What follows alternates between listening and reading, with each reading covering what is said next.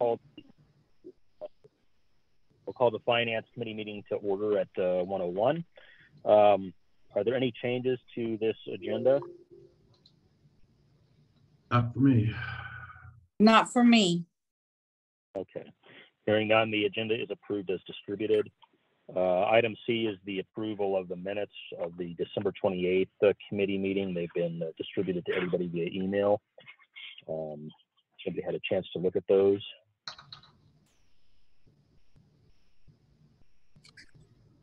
I did not see any concerns with them, John. I didn't either. Okay. With no corrections or changes, the minutes are approved as distributed. We'll send those to the consent agenda to the full board for approval. Great. Item D is the public comment portion of the meeting. Any member of the public can address this committee. Apologize, I can't see who's on the call if there's anybody from the public. I don't see anybody, John. I don't either. Okay. Okay. Very much. Okay, we'll move on to item E, which is the financial statements for December 22, and we'll start with Dave. And this page is 6 through 21. Dave, the floor is yours, sir. Thank you, John. And because you're on phone, I'll try to go slower because you're not going to be able to see the screen, obviously. Okay, I do have my packet though, so I can still follow along though. Oh, good. Let's see. I thought I had it all ready to go. Let me. Don't want to do that.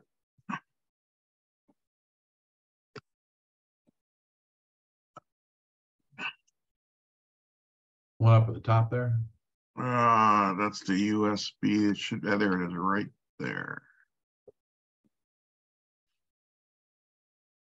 Okay, so we're going to go right to where we normally start. That we're halfway through the fiscal year. We're going to go to the stats page, and there was some really interesting things happening in December related to patient volumes. Both lines 1 and line 8 that relate to acute care volumes were really off the chart in terms of extremely busy month in December on the acute side, inpatient. 43 acute discharges. That's, I think, probably could be a record, or could be, at least for the last couple of years, the highest. 154 is also a very high number for patient days. And then corresponding, if you go down to row 15, we had because there were so many discharges, we got them in and out quickly. 3.6 average length of stay, which is one of the lowest numbers we've had in a long time. So it was a unique month in terms of the amount of activity on the inpatient and acute side. The rest of the statistics look pretty much the way they've been. Long-term care staying lower. ER still strong, line 32 at 606, real close to the budget of 611. Last year was 553. So ER is staying real strong. The clinic's down a little bit, but pretty much right at budget. Line 44 for the FTEs were down compared to budget slightly, 1 or 2 FTEs. And one of the reasons I bring that up is you'll see later when we go into the financial statements, you'll see salaries quite a bit higher than budget. I'll explain what happened there. Moving a couple pages forward onto page 10, where we have the graphs, you can see the financial strength index dropped a little bit down to 2.06. And the next graph I want to talk about is this net income graph.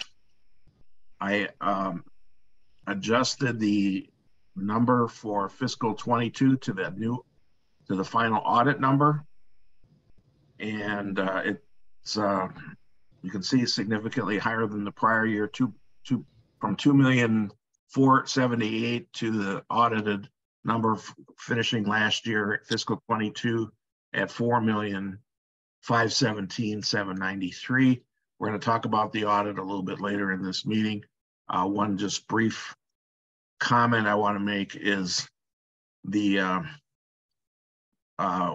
besides the number being a nice high number, there was very few adjustments made on the audit. It was only like 70,000, a little bit higher than what we had shown in our unaudited numbers. So it was very minor adjustments made on both the profit and loss statement and on the balance, on the balance sheet. So we're trying to create a new history here where we don't see a lot of major changes from what we report to what's audited. So I was real pleased to see that, and Barbara did a great job on all that, as she does every year. The only other things I had in my notes to talk about is the fact that the acute on the concluding summary, the acute census was really the big news for the month. This number 3 on how high it was really was a really strong month for patient volumes on one of the more important areas of the hospital. Looking good so far this month too, from what I'm seeing. If that trend will hold, we should finish the month really strong. Yes. So because IGTs have not, we had just a little bit of IGT come in December, but it's not much. So we're still seeing a slight drop in cash, consistent until we start getting those, the next IGTs. March will be a big month, and then May and June will also be some pretty big months for IGTs. I think I mentioned last month we did get a little bit of bad news. One of the IGTs was going to be postponed just a couple months.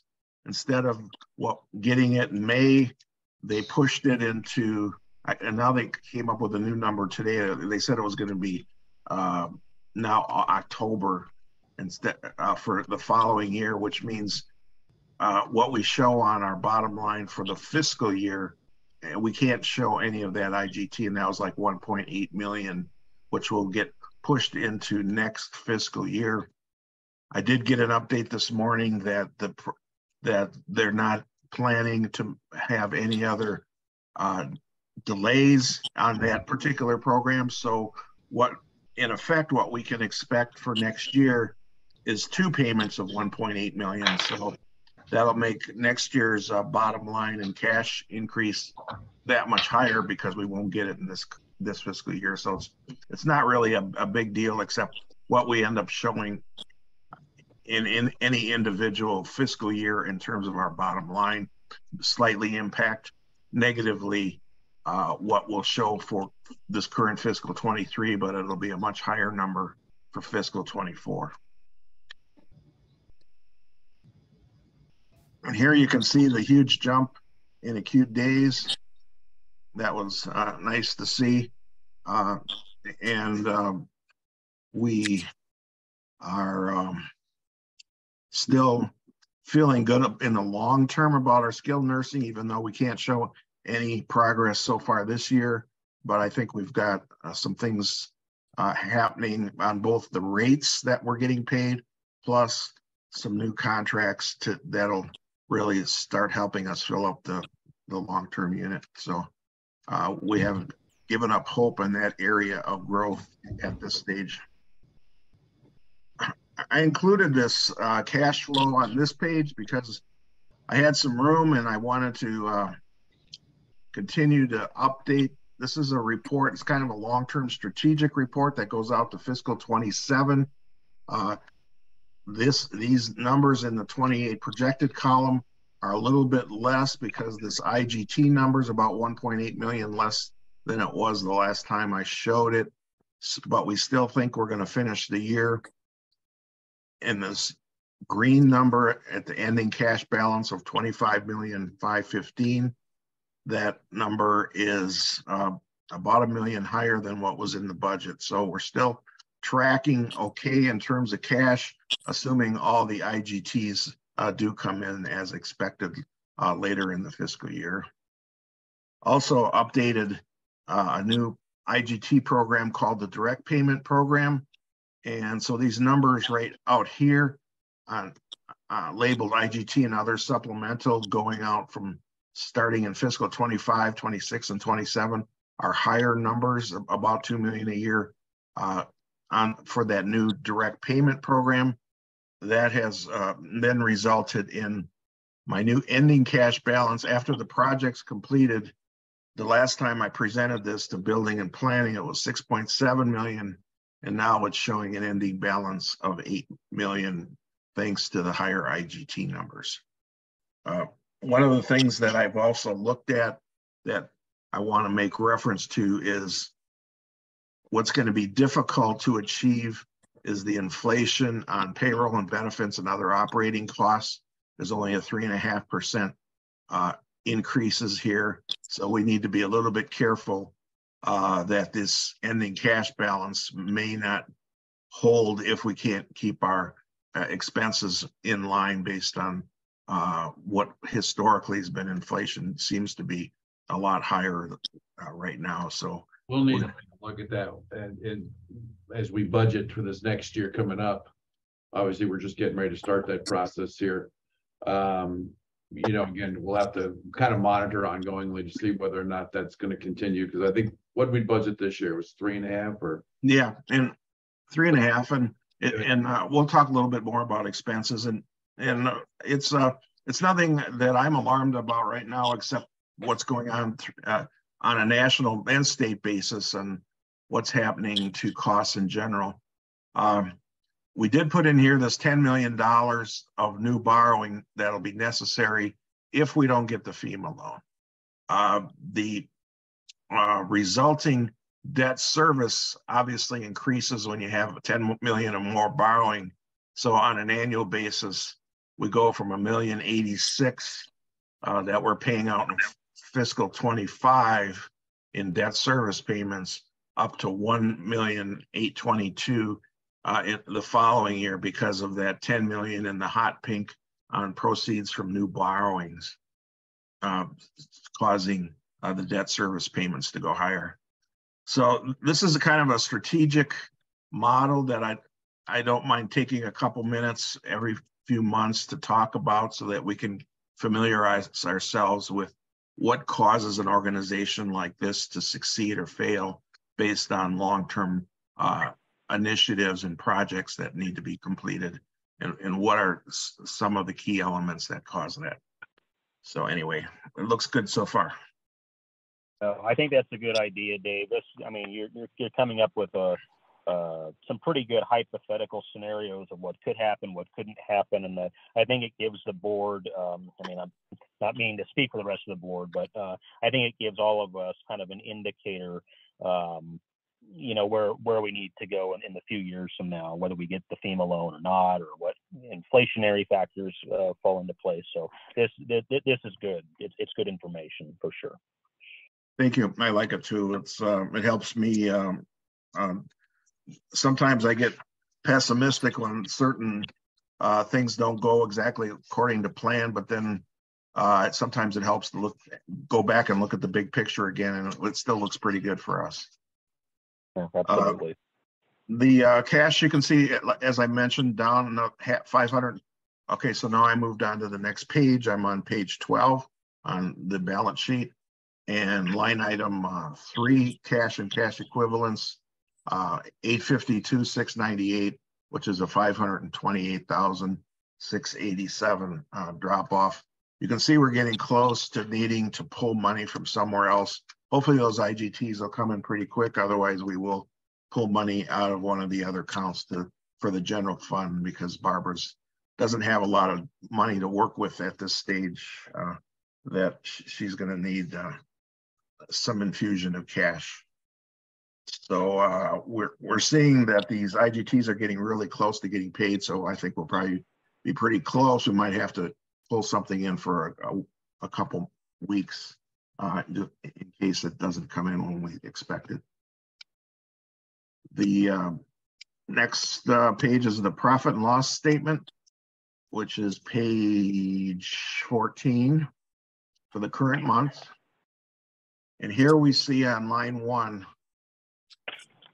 a big number in actual 1,896,299 compared to the budget of 1.6 million. A year ago was 1,376,000, significantly higher than a year ago.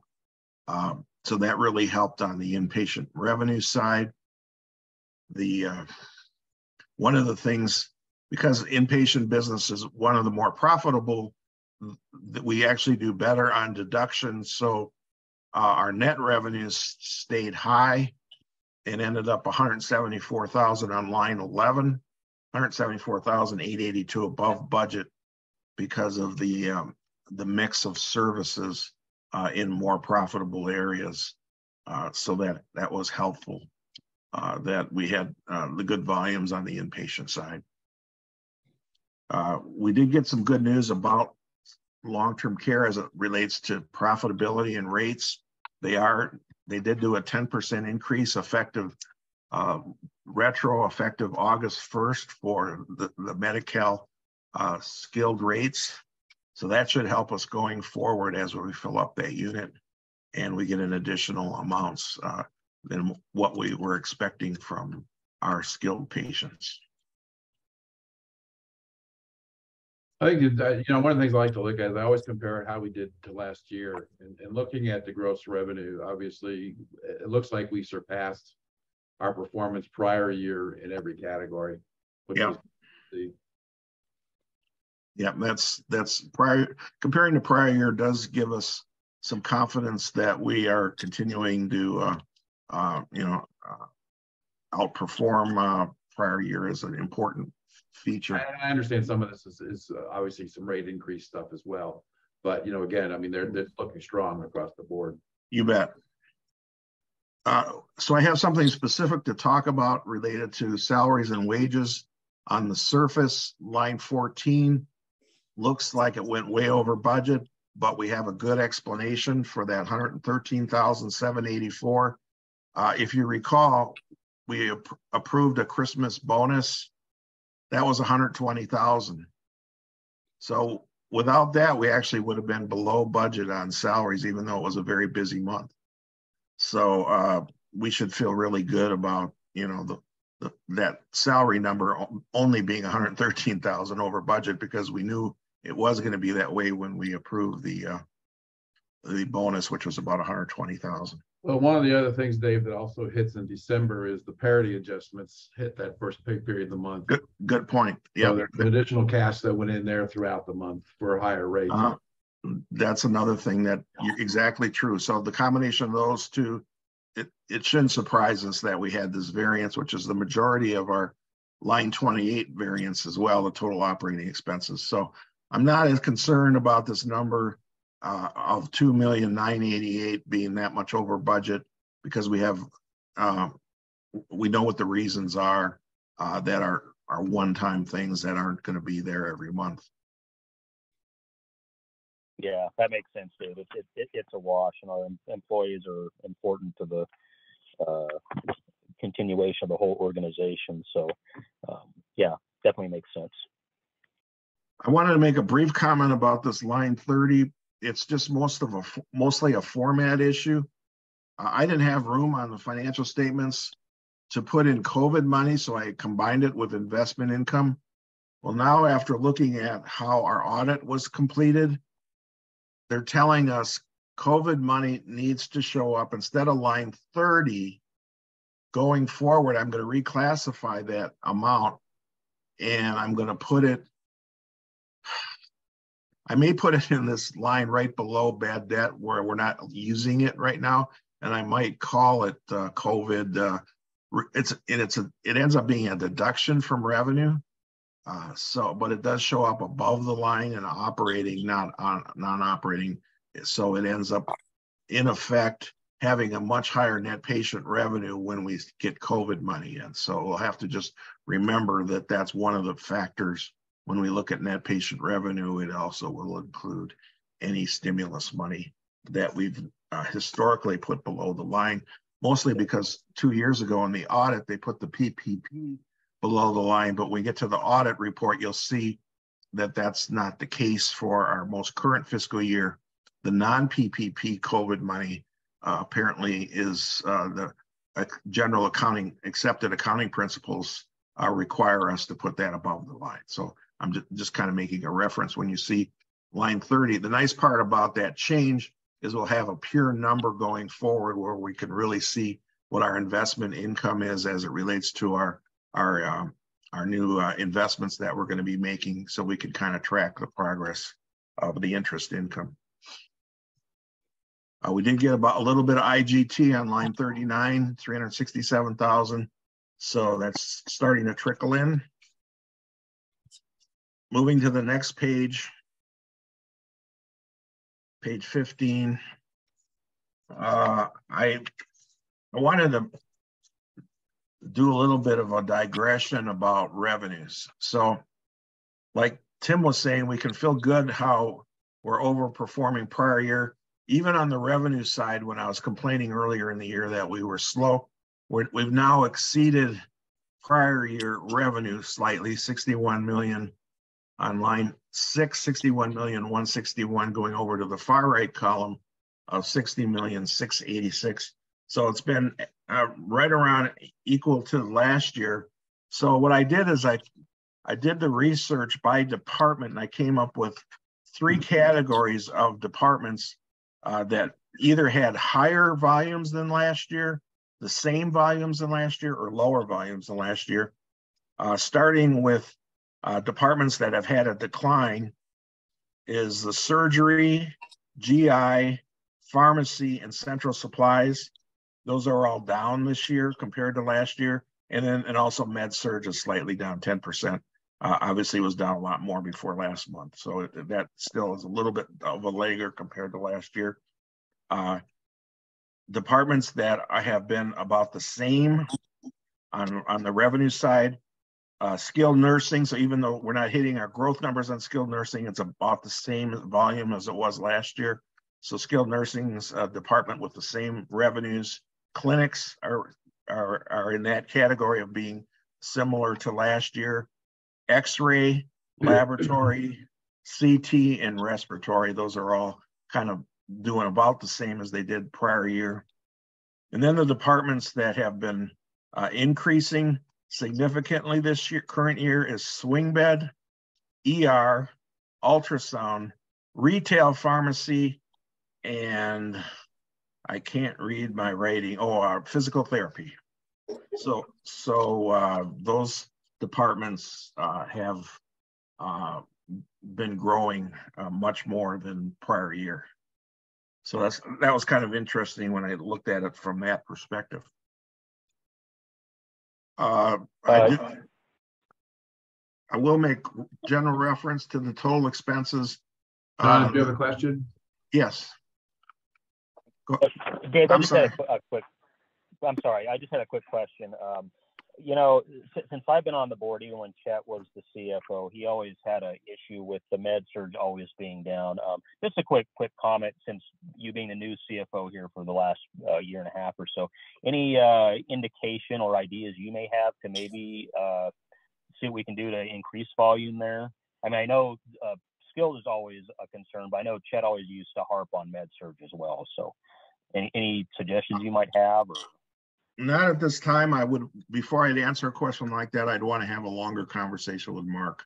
And okay. you should probably get an answer from both of us than me try to take a stab at it. Okay, fair enough. Okay.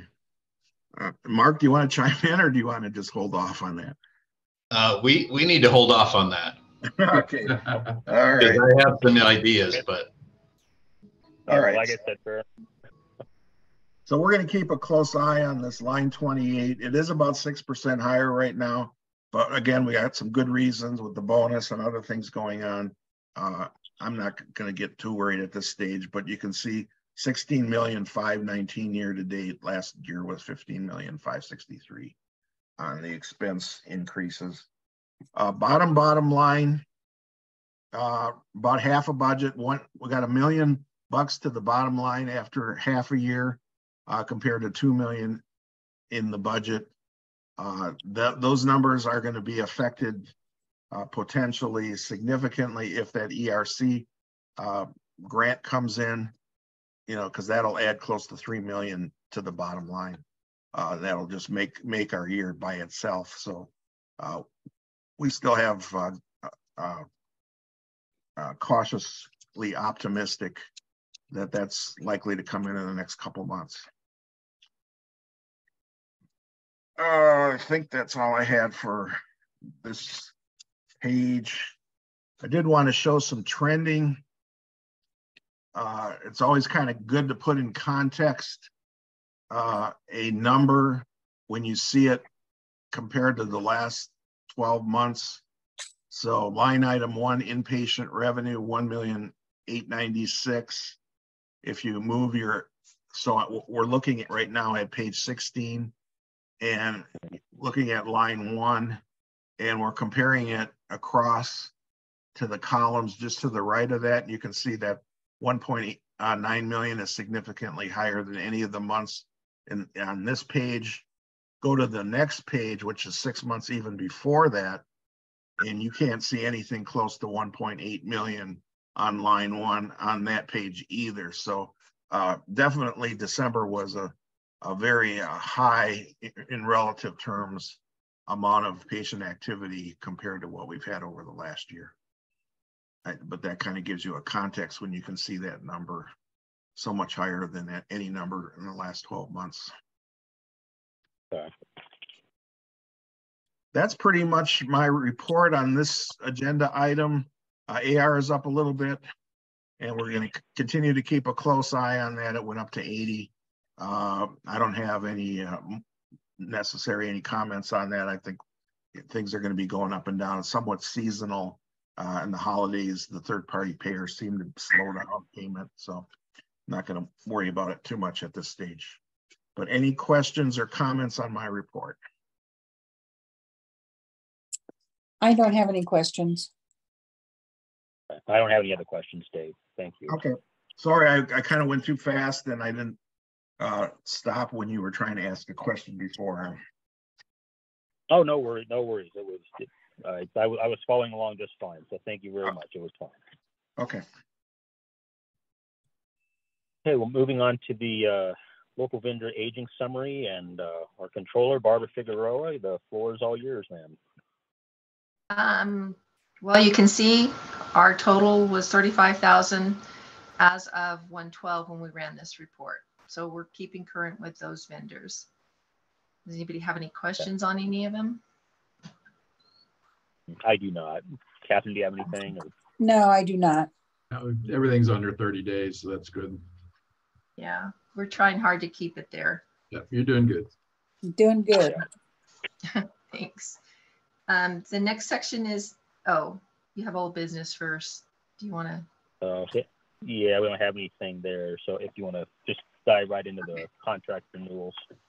The contracts are all, the monthly review is, they're all on the list. Are there any contracts that anybody wants to address for any reason? The only thing I would say, Barbara, on the two registries, I issued them 30-day notices last week. I sent those out certified mail to cancel those contracts, letters P and Q, I believe. And I don't know that we've heard back from them yet or anything, but I did. I wanted to renegotiate them. They were both over 10 to 15 years old, and the rates were in the $40 an hour range for a nurse, and that just isn't what we do. We should use them. Yeah, that's right. Yeah, I'm sure that they've renegotiated these rates. So there was one that we did last month that we sent out, and it came back that the company wasn't even in business anymore. Mm. So And we took them off the list. we did, yes. We will be taking these ones off the list before it goes to the board for consent agenda. Good. Right. And then I won't be renewing that OWA certificate either. We don't need that service anymore. Which one's that? What? GoDaddy Secure Certificate OWA. The OWA. Letter G. So that should come off too? Yep. Okay. Okay, so Catherine, are you okay with removing GoDaddy and Staffing Connection and Valley Medical Staffing Inc.? Yeah, yes, I am. Okay, we'll pull those three. And was there anything else, Catherine, that you saw in here that needed No, discussion? I just was wondering what Carrie's gonna do with that money from GoDaddy. I'm sure he's got something else planned already. It's about $120 a year. So All right, good deal. I don't have plans yet, but I'm going to come up. I'm sure you'll be on it. Don't spend it all in one place. Oh, I'm gonna. Dance lessons. There you go. Way to bring it back around. She'll get your moves for you. That's right. Okay, Thank so you. we'll pull those three, and the rest of the contracts, if you're okay, Catherine, we'll send those to Consent. board. Yeah. Perfect. Thank you, Barbara. Appreciate it.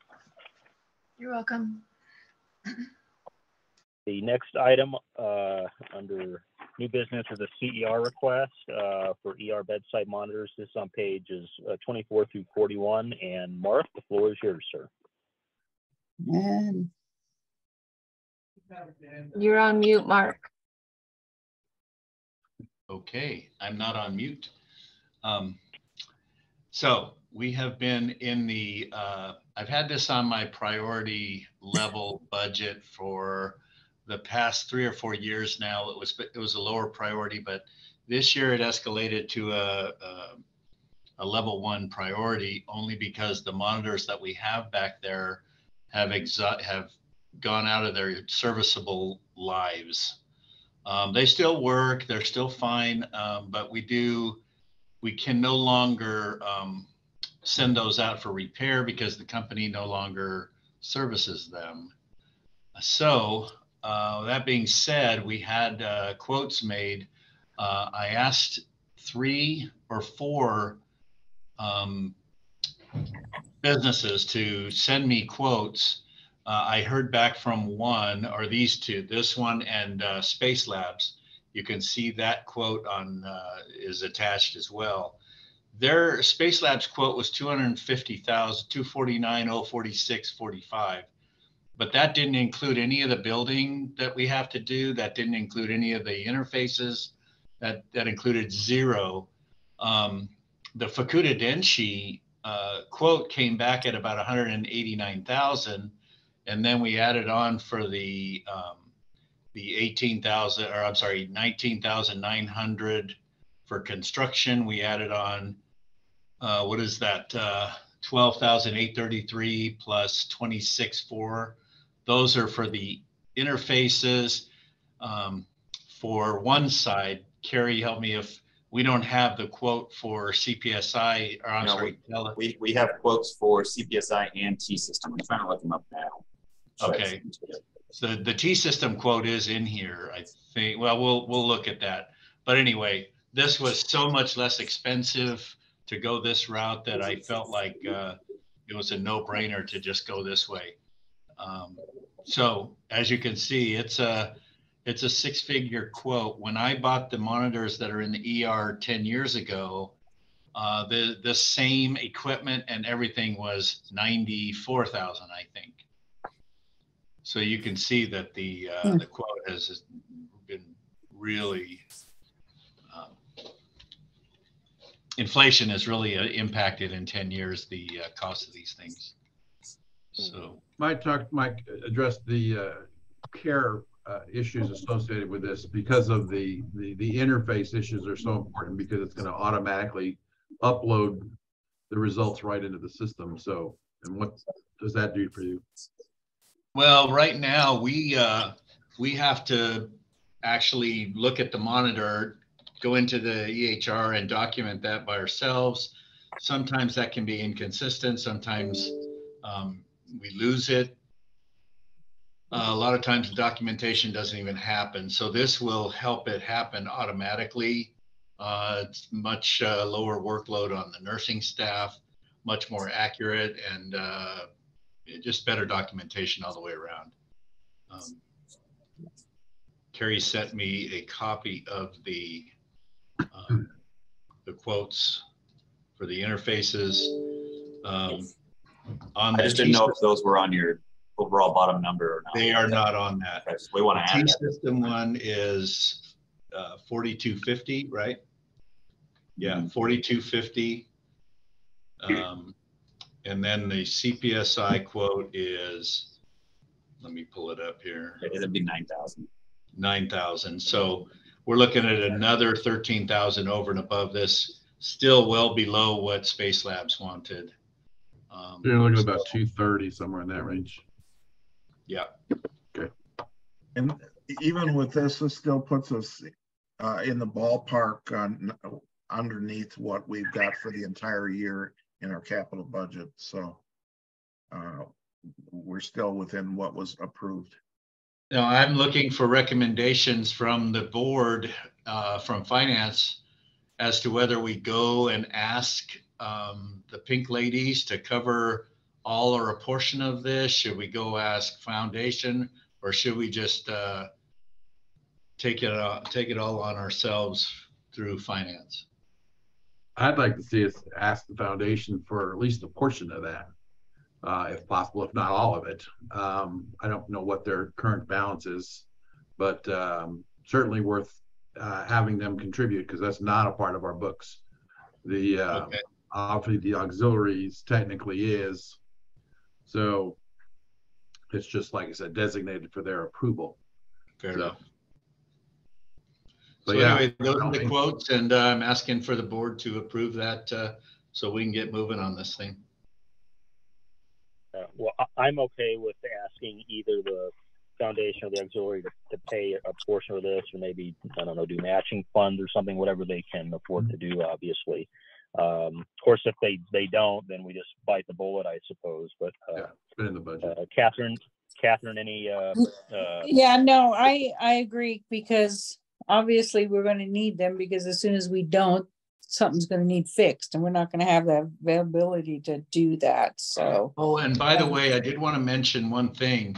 On the quote, the quote includes 8 telemetry monitors, but over the past 10 years, we've replaced 6 of those telemonitors with new ones. So the quote will be adjusted based on the ones we already have. So we're looking at decreasing the cost by about 6 of those telemetry monitors, and I have it itemized in there. I can pull that back up. But so it'll be you know, a little bit lower than what it actually is, I guess is my point. Well, that even sounds better. Yeah. Yeah, definitely. Let me see if I can. Okay. Well, I'm good with sending. That'll be page 29, Mark. Yeah. And I had it up, and then I closed it when I closed my email. Let's see, page 29. That's the one I'm looking for. Or? Well, I'm trying to. Looks like it, because it was a device total of 220,000. So I don't have the whole thing. Oh, I opened the wrong. oh, just look in you have your packet in front of you, or no? Yeah, well, I don't. Oh, okay. I don't. I'm trying to look at it on my. Yeah, this email. was showing the patient monitors, you know, was 8,500 a piece. You had your central monitor was 24. Your transmitter. How much are the telemonitors? Let me see here. I don't see it spelled I out. thought that you revised your quote last week when they reduced the telemonitors. Let me just look at it. See thermal recorders. I'm seeing. Yeah, this one's from 118. So. Let me just double check. It's taking me a second to get there, but I will look at it.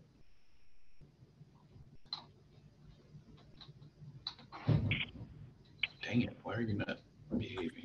What page is it on the packet? What starts on 29 is where the invoice or the quote is. But I'm not seeing it come out as. So the telemonitors are separate from the. Let's see. That's a mounting bracket, wall mounts, paper, thermal cables, ECG, 5-wire lead set. No, that's not it.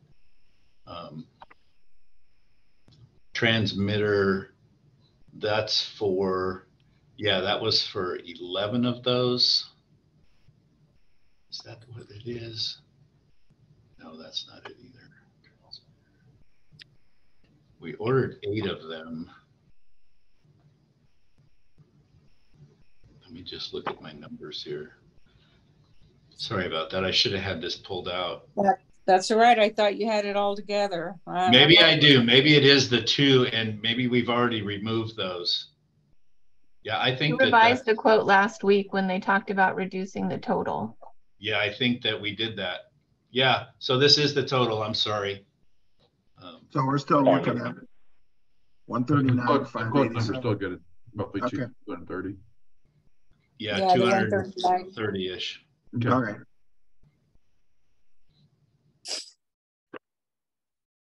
Okay, Yeah, well, yeah, I'm yeah. good with sending this to the consent, and then we can see if the auxiliary or the foundation want to assist with contributing some funds to pay for the CER request. All right, sounds good. And if that's so, then maybe we can bring it back to the board and just report the difference of what it's going to be. Okay, that's fine, sure. Catherine, any last minute comments before we move on? Nope, we're good. Thank you. Okay. Thanks, you guys. All right. Thanks, Mark. Okay, the next item under new business is our audited financial statement. This is on pages 42 through 72. Dave, you're back on, sir. Okay, thank you.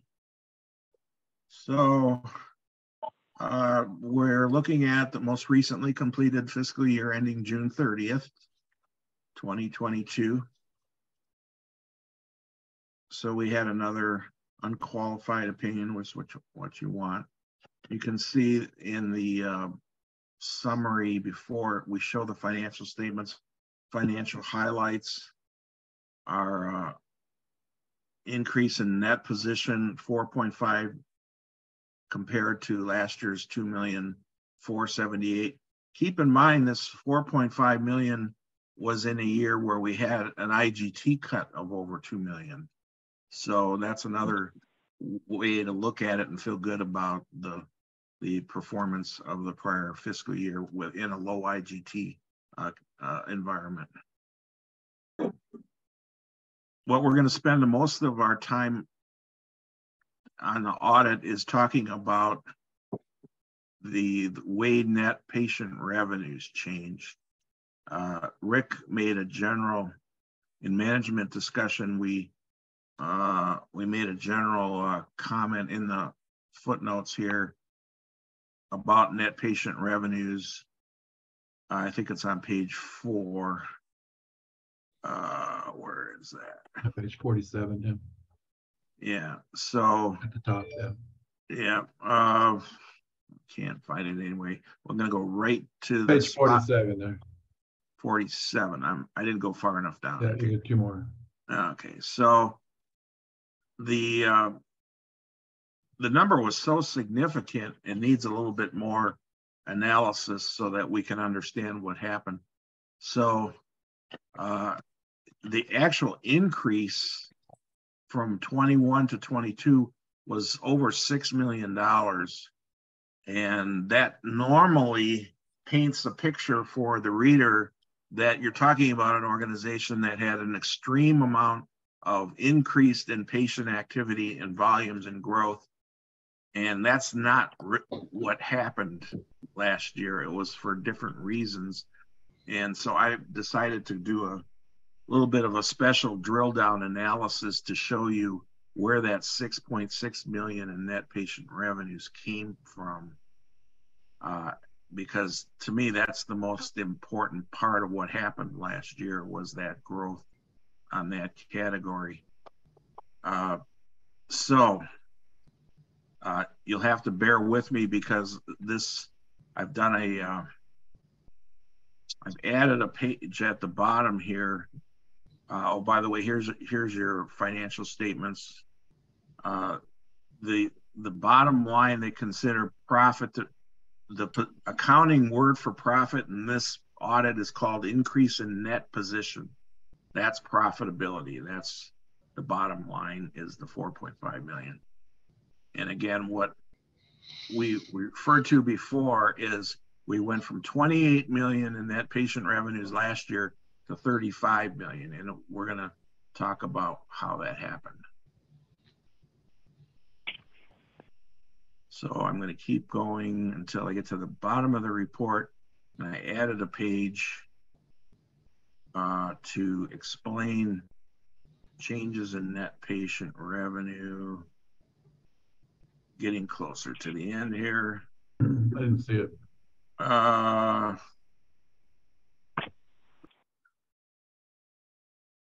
probably should have put it right at the beginning instead of at the end. This is taking longer than I thought it would.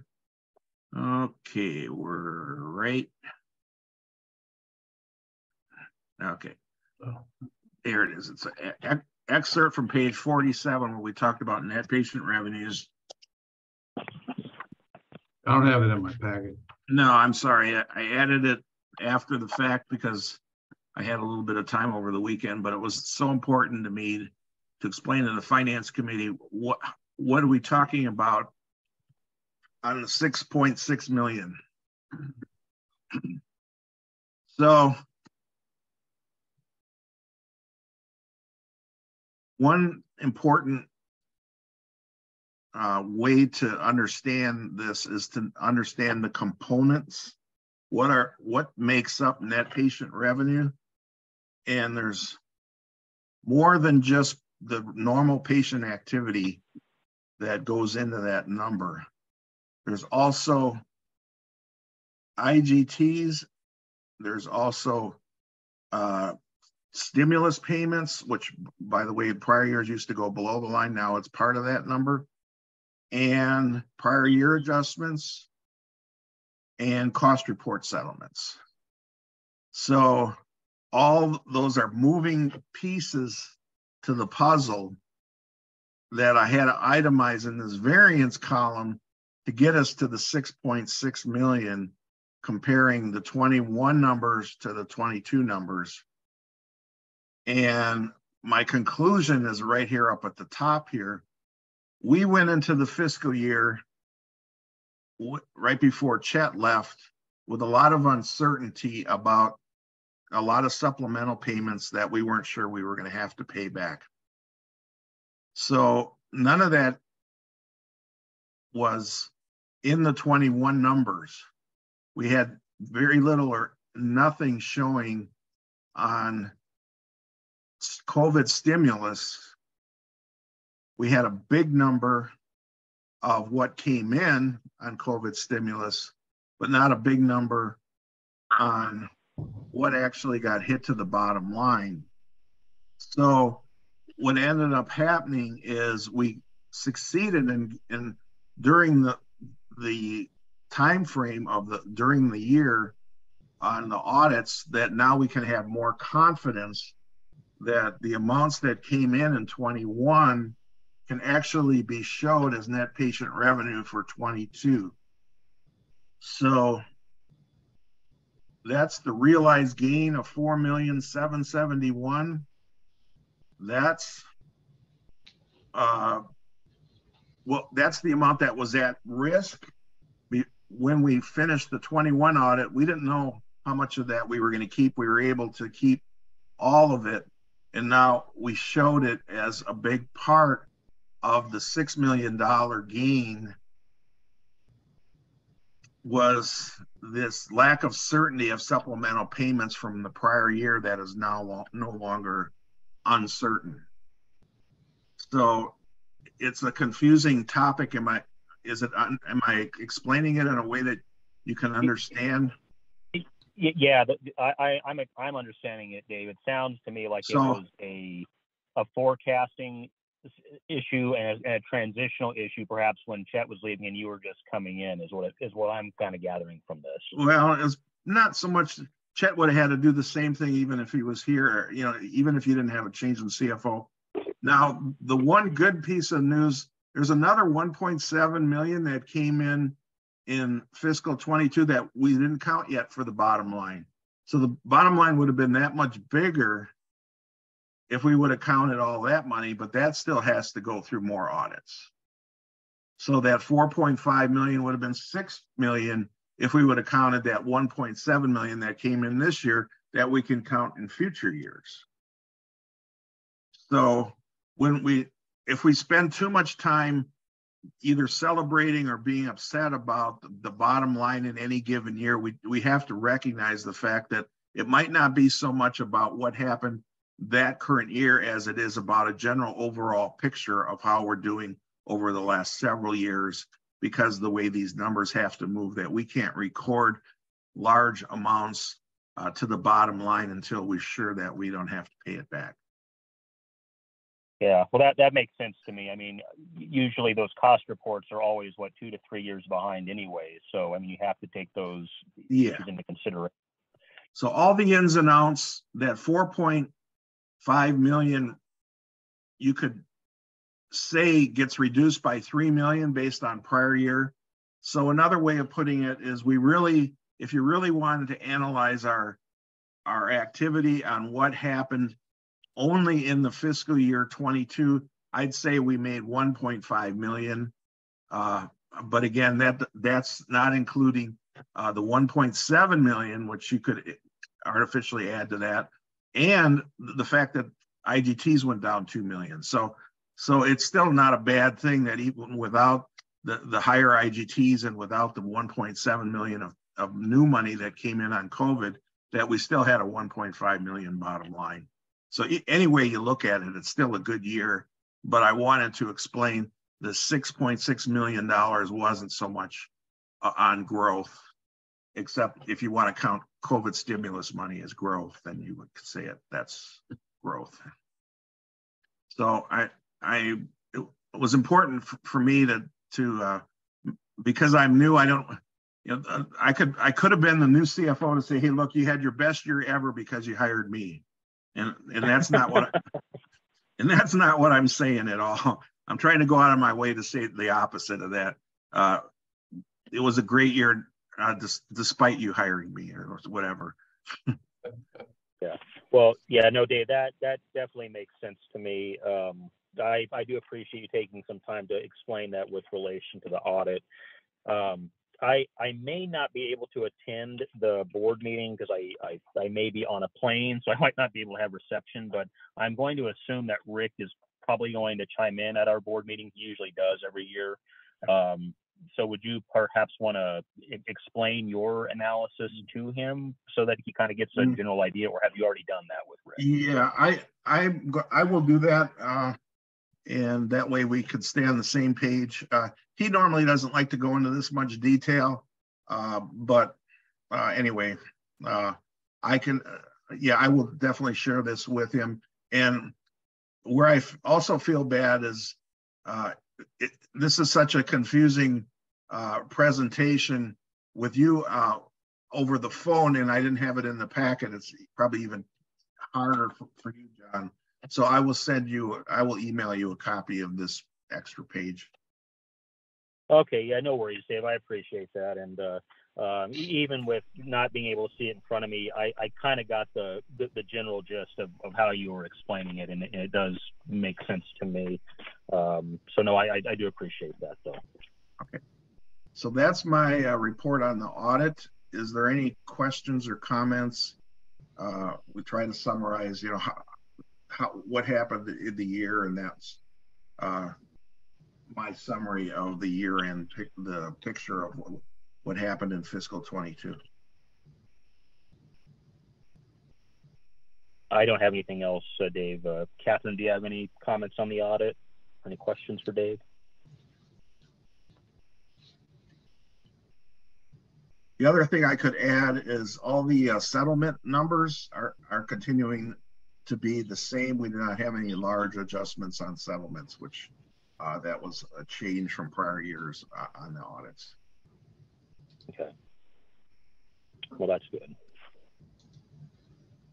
So we seek to have some stability on the bottom line. The nice part about the way Chet has us set up is because we can show conservatism from prior years, we can show it a little bit every year. That keeps the creditors happy when they look at a consistent gain every year on what shows up on the audit, and that actually adds more capabilities and flexibility for us in the area of getting good interest rates on borrowing and those kind of things. Mhm. That makes sense, Dave. Yeah. Catherine, I'm sorry, were you on mute? I can't tell if you're on mute or not. If you had any questions She's for Dave muted, regarding the office. Oh, I was? Oh, well, I was just chatting up a storm. Sorry. No, I didn't have any questions. I was able to understand and follow what Dave was explaining, believe it or not. And what an enormous amount of work. So, and how long have you been with us now, Dave? Oh, a little over a year, and yes, it took because it was because it's a complex area to begin with. It was a worthwhile exercise for me to go through it because I needed to understand myself. You know, how are we performing? Do we have opportunities to do even better? Which I think we do. You know, $1.5 million was a good year, but I think we could do better than that from normal operations. But at the same time, we can celebrate all the benefits that we have from the prior years as we start being able to show that on the bottom line. It certainly has added to our cash balances and given us a lot of flexibility on moving forward with the master project as well. So I agree. And I was thinking you were here about a year or just over. So I don't think you can use I'm new here anymore. I know.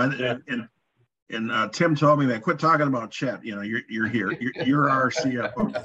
So there you have it. It's a new year. It's all about you now. But thank you. You bet. Yeah, no, Dave. I appreciate you taking the time to do that. And even if you were, did that report the last minute, if you for like future references, if you do a report like that, if you just want to send it out to the committee, this last minute, that way everybody has it. That's fine. Or send it to Heidi. Okay. It would be great if we could include it in the invite. Yeah, there's no way I could have got this particular one done on time, but I will try to get it done by the invite. Okay. And also, even if you send out an update over the weekend, we can still attach it. And I appreciate that flexibility because to me, I view this role seriously, that I think it's important that we all stay on the same page and understand what's going on. And I feel like I failed you if you don't have that understanding. Oh, no, I appreciate that, Dave. You're doing a fantastic job. So I appreciate it. Even if I don't have it in front of me, I at least appreciate you going into explanation. And being on the hospital board for about 6 years now, and having known Chet for, oh my God, so many years, I learned a thing or two about how hospital finance works. So it's good to get this kind of refresher. So I appreciate everything you're doing, sir. Thank you. And I had some big shoes to fill. Well, I should actually retract that because Tim said stop talking about Chet. So. So, okay. So the next item, Dave, this is also you regarding the UBS portfolio management and investment advisory program proposal. So we spent the time the last couple of weeks having Scott review the actual contract between us and UBS before we move forward on our relationship with them. I don't have anything specific to talk about as it relates to the contract, except to re-review. If the board would like, I can show what I had shared before in terms of a summary of the strategy. Yeah, the strategy, because it's really a kind of a simple strategy. We're not doing quite as much as like Kern Health Systems does with them, but so I don't want the board to think this is all that. So I did it in yellow here, and I'm just going to read it out loud because you can't see this, John, but the nature of a relationship with UBS is not very complicated. At this stage of our relationship, all the CFO is asking for is to make a request to purchase a laddered portfolio of 2 to 3 year right around 4% fixed rate safe treasuries totaling around $11 million. Once we make that purchase, we basically sit back and wait for these assets to mature in 2025, 2026. And that's pretty much all we do is we collect the interest. And the nice part about it is the interest is fixed and it's not going to go down. And we know up front that that's money that we can depend on. And it'll add to our balances and it'll be that much more we can have available for the master project. So UBS we were able to negotiate a lower rate of 20 basis points of that 11 million is what we'd have to pay them in fees. And the other thing I commented on in my summary that I put in yellow is we are also putting together a $7 million line of credit with the firm that did our financing called First Foundation. And there's no cost, even if we don't use it. There's the only time we have to pay a cost is if we actually borrow on it. But that's a good long-term insurance policy that in the rare case that we need the cash earlier, or we don't want to liquidate any of the treasuries before maturity, we can take a draw on the line of credit. So also keep in mind that when all these treasuries are maturing, the proceeds that we get from when they mature the assumption is that it's all going to be spent on the master project. So it's not like we're going to have to make reinvestment decisions with the UBS. So I don't see us doing a whole lot with UBS once we get this thing going and we get all our ladders set up. So I don't think we need to be too concerned. UBS will help me on the initial stages to make sure we get a good set of treasuries in the right categories so that it's done correctly. Yeah, and for the right price, yeah. Yeah. So the one thing too, like I said, Dave, is I know I sent you that email before. I don't know if you saw that or not. You know, you sent me the amendment to First Foundation Bank. And like I said, we didn't have time, obviously, to get it into the finance committee here. But what I'd like to do is to bring that document to the board meeting for approval, because it's in essence we're increasing the level of debt commitment, you know, from $5 to $7 million. Even though there's no cost if we don't use it, but they, like I said, in the past, we've usually brought those to the board. They have that'll be fine. We can hold off to sign that until full board approval. In 2 weeks or something like that. Yeah, that's fine. Okay, great. Can somebody forward me that document so I can get it in the board packet, please? I will do so. Thank you. You're welcome. Any questions or comments on UBS? One of the things that handicapped us is they never really had a good sales page that I could share with the board. This contract doesn't even, you know, it's complex. It doesn't even relate much to what we're going to be doing with them. So I don't know if this helps the board or not, but it is the document that Tim will have to sign. Any questions or comments about or any problems with us moving forward with UBS? Because we could still shift gears. As I explained to you what we'd be doing with UBS, I could conceivably do that with a firm like Edward Jones. So I do need some advice from this committee. I'm making the recommendation to move forward with UBS. I don't have any objection, Dave. I mean, if we can, like you said, utilize the interest from that, I don't have any objection. It's almost like a financial cushion, if you will, by the time it matures by fiscal year 24, 2025. Yeah. Yep. Catherine, any input there, Catherine? Yeah, I don't see any reason not to go with them. I don't see any reason not to go with your recommendation, Dave. And then I guess we just sit back and watch it right now. And then maybe in 2 years, you are the one that does the managing of it. But at this point, I think with everything that you have on your plate and the building and Lord knows you've only been here a year, so we've given you some slack. So no, so you have. I agree with it. I And appreciate with that. it going to the board. Sounds good. Thank you. Thank you. So that's my presentation on the UBS proposal. Did you want this to go to the board on consent agenda or as like a new business item since it's such a large one? Just didn't know what your preference was. Yeah, and like I said, I don't know for sure if I'll be at the February meeting. I'll definitely try to call in if I've got reception on the plane. But I think it'd probably be better to put it under new business, only because that way the whole board can look at the packet, go through it. And if they have any questions, they can just do it there. Okay, so we'll put it under new business. Yeah, I agree. New business to be reviewed by everyone.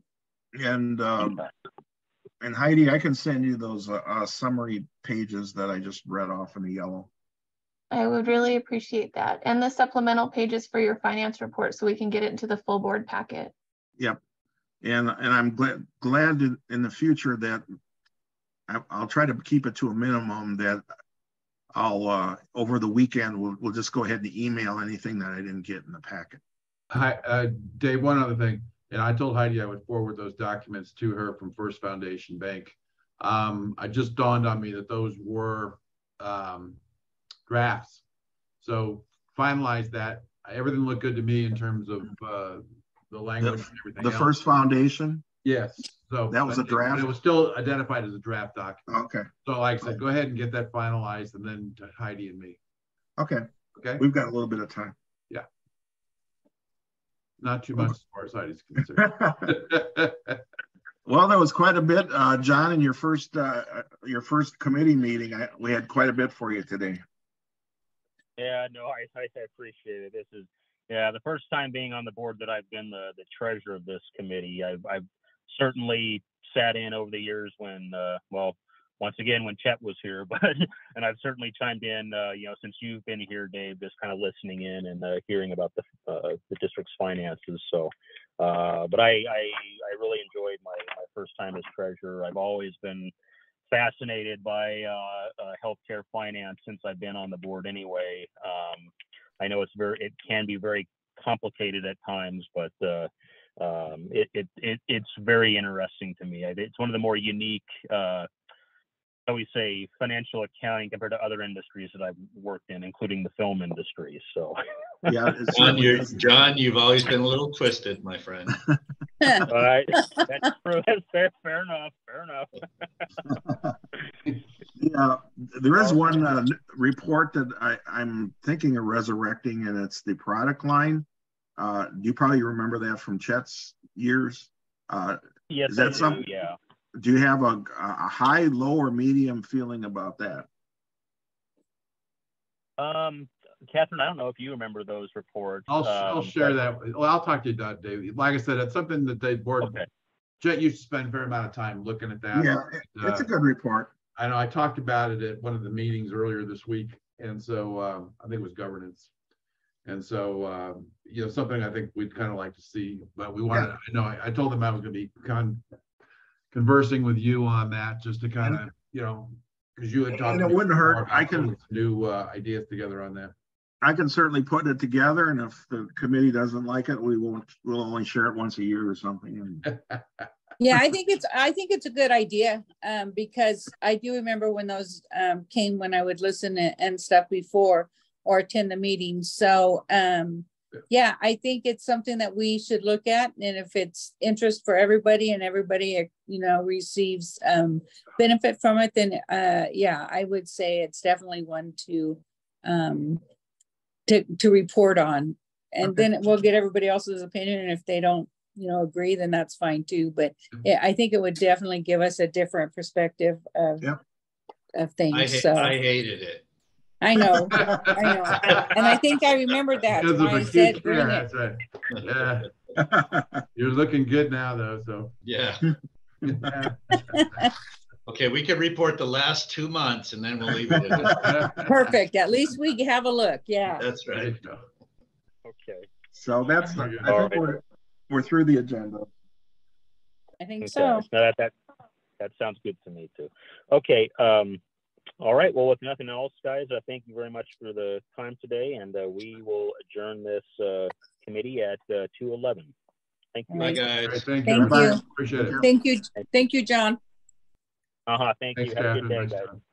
Bye-bye.